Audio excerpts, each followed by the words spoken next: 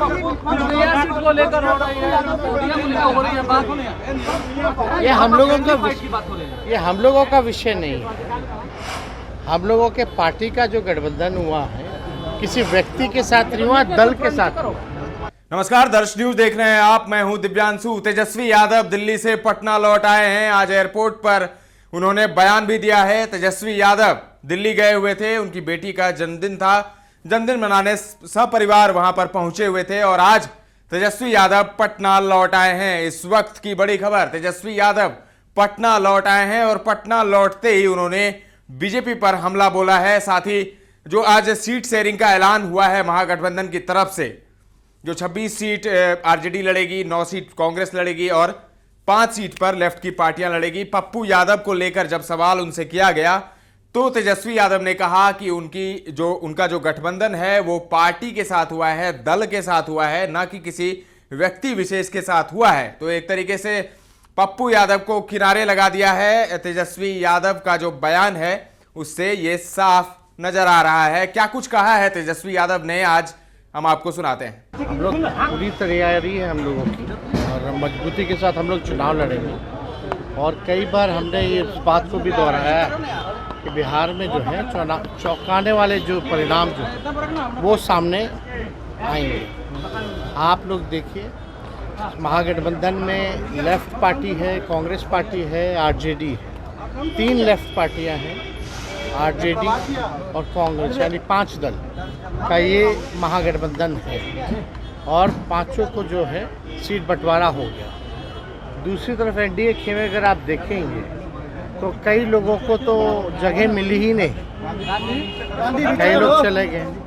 तो उस हिसाब से अगर आप देखें तो हम लोगों का मजबूत गठबंधन है, जनता का गठबंधन है और हम लोग मजबूती के साथ चुनाव लड़ेंगे। बीजेपी और चिराग पासवान भी कर रहे हैं कि इस बार फिर वही हाल होगा, हम लोग 40 होंगे और वो लोग 0 पास होंगे। बीजेपी और चिराग पासवान अब उन लोग को शुभकामनाएं हैं, लेकिन हर बार इस तरह का रिजल्ट नहीं रहता है ना।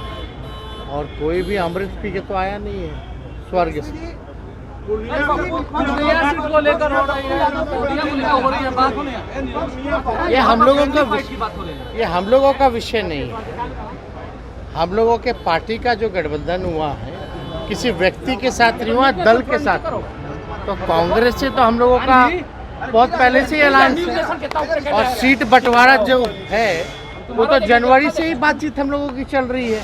वो तो उसी टाइम से सारी बातें तय हो चुकी हैं। तो ज़्यादा कुछ इस पर हम टिप्पणी नहीं करना। तो आपने सुना, तो आप सुन रहे थे तेजस्वी यादव को एयरपोर्ट पर मीडिया कर्मियों से बात करते हुए। तेजस्वी यादव ने बीजेपी पर निशाना साधा, साथ ही पप्पू यादव को लेकर बड़ा बयान दिया है। अब सम्राट चौधरी भी दिल्ली जा रहे हैं और खबर है कि नीतीश कुमार भी दिल्ली जा रहे हैं। सम्राट चौधरी जब दिल्ली जा रहे थे, पत्रकारों ने उन्हें घेर लिया। पत्रकारों ने उनसे पूछा कि आप पर जो है बेटी का अपमान करने का आरोप लगा रही है आरजेडी, तेजस्वी यादव आरोप लगा रहे हैं। इस पर सम्राट चौधरी ने कहा कि लालू यादव और उनकी पार्टी के लिए परिवार ही सब कुछ है। उनकी अपनी बेटी, उनकी पत्नी, उनकी बहू, ये ही महिलाएं हैं उनके लिए। क्या कुछ कहा है सम्राट चौधरी ने, हम आपको सुनाते हैं। श्रद्धेय कर्पूरी ठाकुर जी को देश के यशस्वी प्रधानमंत्री जी कल जो उन्होंने निर्णय लिया और देश में भारत रत्न देने का निर्णय लिया था, कल राष्ट्रपति भवन में श्रद्धेय कर्पूरी ठाकुर जी को भारत रत्न देने का काम किया जाएगा।